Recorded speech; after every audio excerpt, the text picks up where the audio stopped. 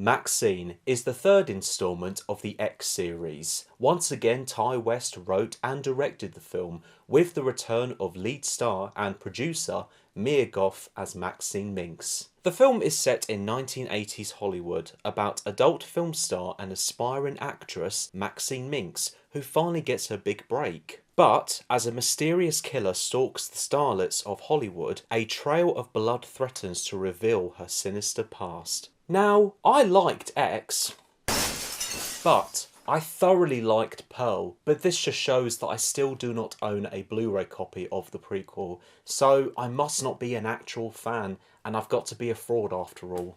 Both of the previous installments have neat homages to the horror genre and fascinating themes about age, fame, jealousy, and the American dream. But if you want to know more, you can check out my review of Pearl with a little discussion about X. Link is in the description below. Now regarding MaXXXine, I found this to be the least good and least scariest of the series. But still, there was a lot I found to be enjoyable, and it's a decent watch. Just like the other two films, I felt this gave a nice homage to the horror genre, but this time it's set in the 80s and focuses more on fun and less on deadly seriousness like X and Pearl did more of. The main aspect I feel works the most is the kills. They are very gory, full of splats and guts. It's very 80s horror, and overall it's pretty wicked. If you love your 80s slasher pics, I confidently think that you will not be disappointed. Speaking of the 80s, most of the tone of MaXXXine is intentionally very 80s. From the excellent music, graphics, camera work, costumes, and makeup. Especially with the makeup, whenever it's set real or when it's set on a film,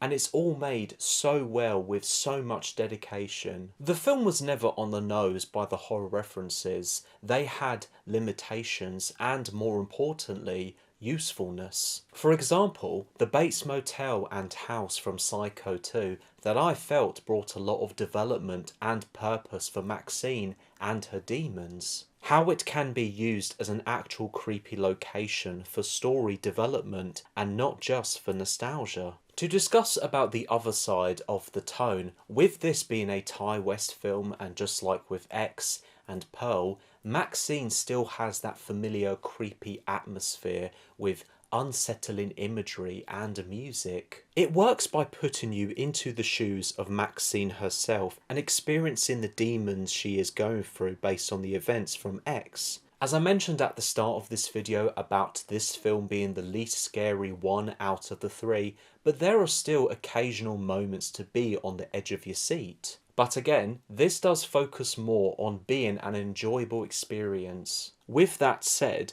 this is a fast-paced film and it is always on a roll that will keep you hooked to the plot's presentation and never a boring moment happens. The character MaXXXine has decent development, whom we've known since the first film, and you do believe in her wanting fame and success in the film industry, plus trying to let go of the past and move on to her acting career in Hollywood. Mia Goth was terrific once again as Maxine Minx. Goth shows a lot of fire as someone who's gone through a lot of trauma, but has become so self-aware and confident of protecting herself from danger. The rest of the cast all do neat jobs as their watchable, supporting characters, and I could tell that everyone was having a lot of fun making this film, such as Elizabeth Debicki, Moses Sumney, Lily Collins, Michelle Monaghan, Bobby Cannavale, Giancarlo Esposito and Kevin Bacon. I particularly liked Elizabeth Debicki as the strict and hard-working film director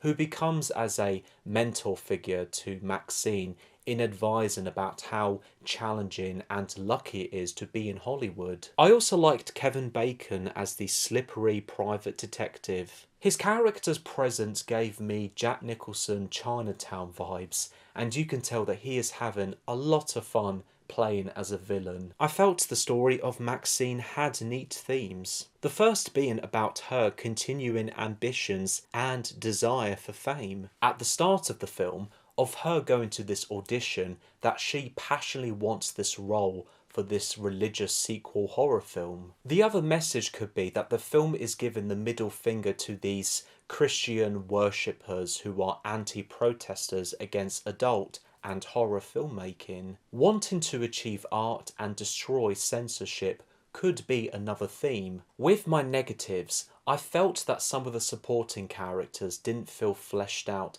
and they were forgettable, such as Michelle Monaghan, Lily Collins and Moses Sumney. I did find though that Bobby Cannavale's character had something going on about him as an inspiring actor and had a neat moment when he was on the Hollywood Hills. My other issue is that I found the final act to be weak. One of the reasons, it was paced pretty poorly and it speeds up the pace into another level, as it was already non-stop. I do wish that they could have slowed it down a bit, so we could have had this slow burn, build up and unsettling finale. That would have been a more satisfying climax to the story. The other reason for the final act was that I wanted more development and chemistry between MaXXXine and this other character, who I won't get into much detail about because of spoilers. It's this other personal side MaXXXine is going through, along with the trauma from X. And the focus on this other problem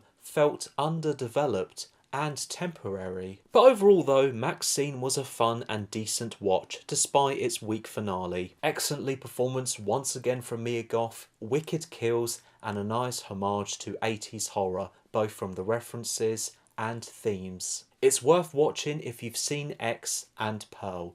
You can check it out now in UK cinemas. I'm going to give MaXXXine 4 stars out of 5. Thank you so much for watching. I hope you've enjoyed this video and please let me know your thoughts about the film in the comments below. Feel free to watch another video and check out my social media sites. Links are in the description below, all under the same name right here. I appreciate the like, subscribe and support as always. Until next time.